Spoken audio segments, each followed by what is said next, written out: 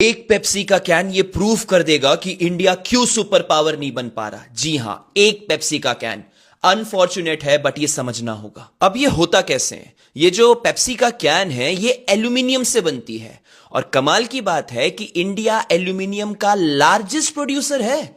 और ऐसा इसीलिए है क्योंकि हमारे पास बॉक्साइट बहुत अबंडेंस में है।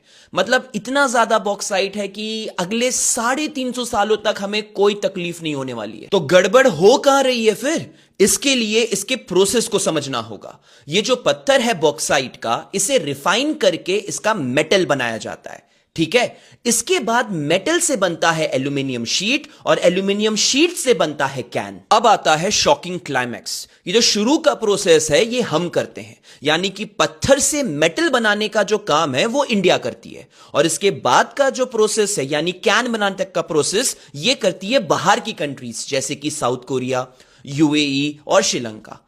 इसीलिए इंडिया को कैन के लिए डिपेंड होना पड़ता है फॉरेन कंट्रीज पर। तो सबसे बड़ा क्वेश्चन उठता है कि ये हम क्यों नहीं कर रहे फिर?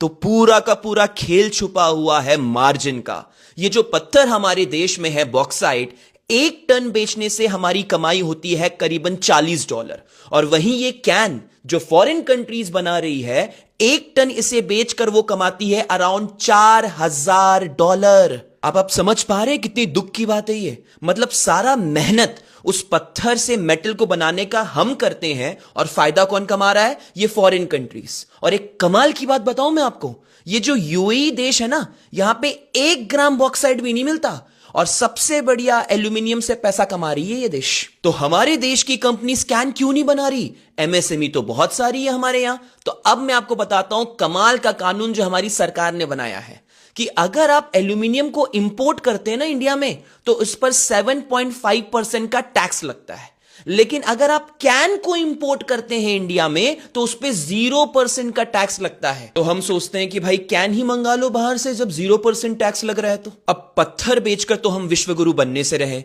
ये मेक इन इंडिया नहीं, ये असेंबल इन इंडिया चल रहा है। जो फाइनल प्रोसेस होते हैं जिसमें ज्यादा मार्जिन होता है वो इंडिया में होना होगा। लेकिन सरकार से यह प्रश्न पूछेगा कौन?